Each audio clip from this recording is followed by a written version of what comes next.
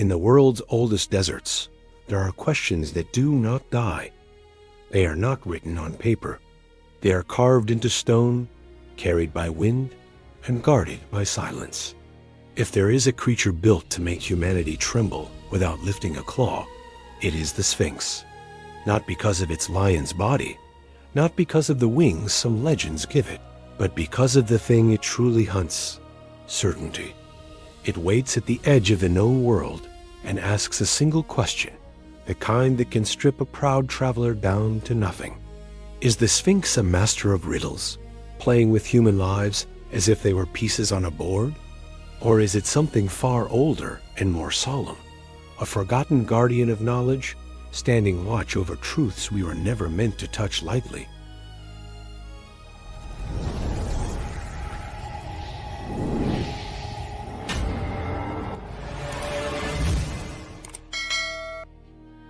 Imagine walking a road that does not belong to today. Stone slabs lie half swallowed by sand. Heat shimmers like a veil, and the horizon quivers as if the earth itself is breathing. The wind is thin but sharp, scraping the skin with grit. Then you feel it before you see it, the sense of being awaited. You step past the last bend, and it appears, immense and unmoving. A human face that seems to look through you rather than at you. A lion's chest, like a hill of muscle turned into rock. A presence so still that the stillness becomes a voice. You realize you are not standing before an animal. You are standing before a gate, and this gate does not open with keys. It opens with an answer. In Greek myth, the Sphinx is not a monument. It is a living threshold near Thebes, a shadow that speaks. It does not raid villages or burn temples. It simply stops travelers and asks a riddle. Those who fail do not return. The terror spreads not through blood and screams, but through absence. A son leaves and never comes back. A scout vanishes into the pass. A city begins to feel like a house that is still standing, but slowly emptied from the inside. Thebes does not lack brave men, but bravery collapses in front of a question. You can strike a dragon with a sword, but what do you strike a mystery with? Walls can rise high, but they mean nothing when the enemy is doubt. Then comes Oedipus, not celebrated as the strongest, but shaped by something heavier than strength.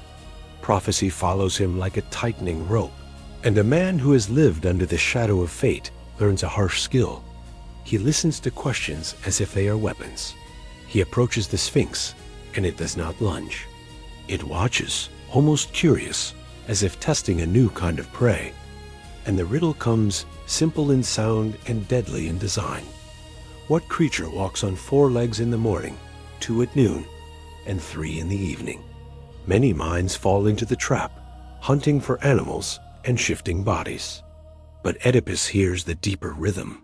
Morning, noon, and evening are not hours of the day. They are stages of life. The answer is not a beast. It is us. As infants, we crawl on hands and knees. As adults, we walk upright. As the old, we lean on a cane, adding a third support. The word lands like an arrow. Human.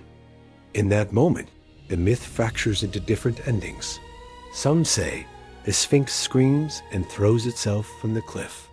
Some say it dissolves like mist because its power exists only inside ignorance.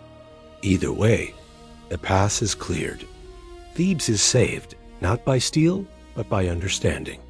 Oedipus becomes a hero because he did not merely solve a puzzle. He dared to look at the riddle as a mirror. Yet the shadow remains.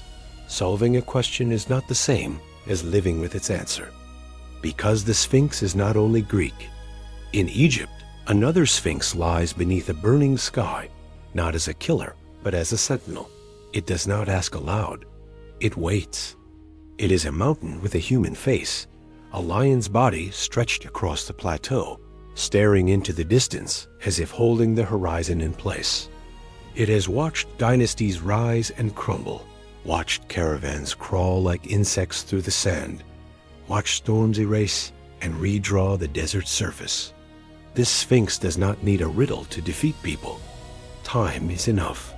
Its silence is the test. So why does one sphinx feel like a duel and the other like a vow? Because each culture feared knowledge in a different way. In Greece, knowledge is confrontation, a direct challenge where the wrong answer can end you. In Egypt, knowledge is sacred weight, locked behind ritual and patience, guarded not by violence, but by reverence. One sphinx is a blade made of logic. The other is a door made of stone. Yet both are guardians of the same truth. Knowledge is never free. There is always a gatekeeper. Look at the Sphinx's body, and you see the symbol carved into flesh and legend. The human head stands for mind, language, the ability to question and to understand. The lion's body stands for power, authority, the force that keeps the threshold intact. Wings, when they appear in certain traditions, stand for a higher vantage point, the view from above that ordinary eyes cannot reach.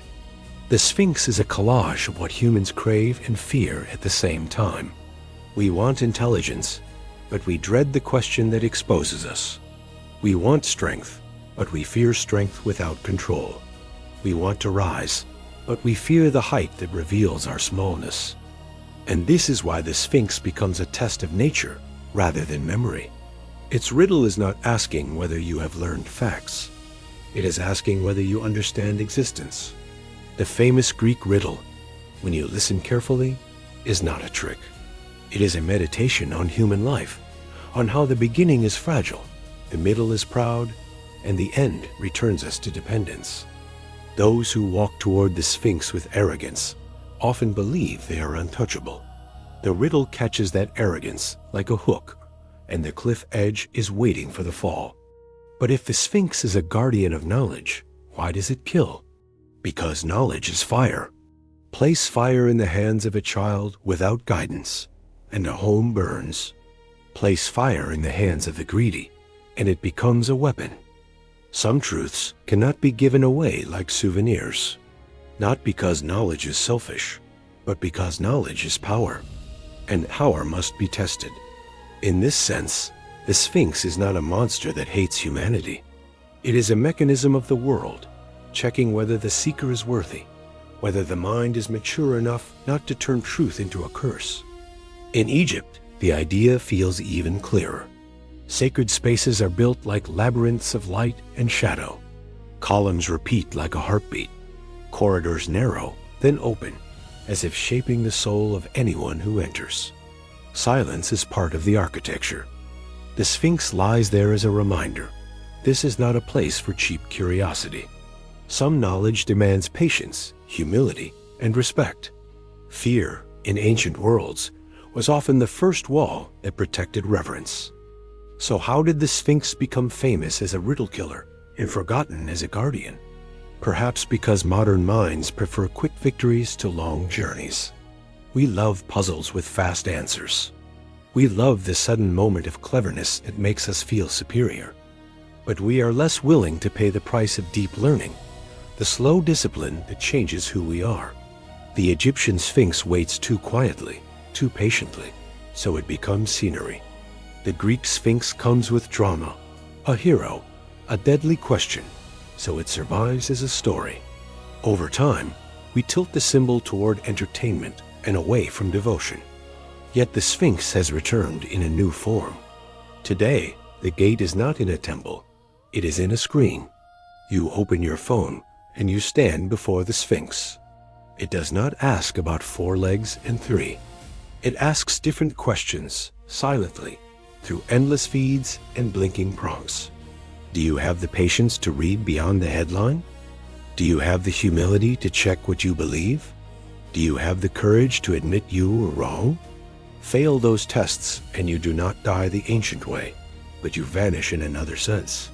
You drown in noise. You become trapped in extremes. You mistake information for wisdom, and you become easy to lead. And like old myths, there are true Sphinx and false ones. A true Sphinx tests you so you grow. A false Sphinx tests you so you stay trapped. In our time, these false guardians appear as seductive certainty, conspiracy, and rage that feels like enlightenment. They offer riddles with sweet answers that make you feel chosen, while quietly keeping you blind. The true Sphinx demands work. The false Sphinx demands only your attention. This is why Oedipus matters beyond the riddle.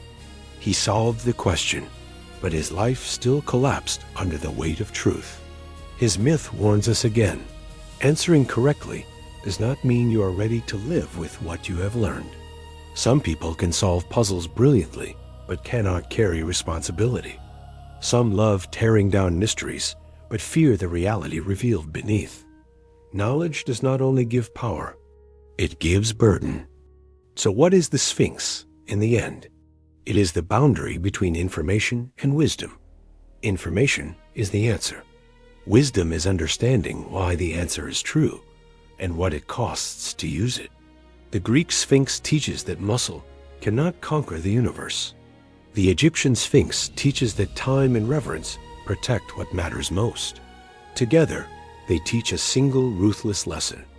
Every transformation has a gate, and every gate has a guardian. Return one last time to the desert. Stand before the stone face looking toward the horizon. The wind moves. The sand shifts. The centuries pass like invisible water. The Sphinx does not speak, but the question still reaches you. Not the old riddle, but the deeper one. Are you here to win or to understand? Are you here to take or to become? If you leave with humility, perhaps the gate has opened.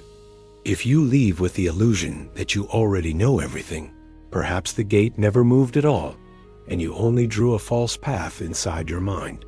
Because true knowledge is always guarded, sometimes by a creature with a human face that asks in your own language, sometimes by a lion's body that reminds you strength is not enough, sometimes by wings that promise a higher view.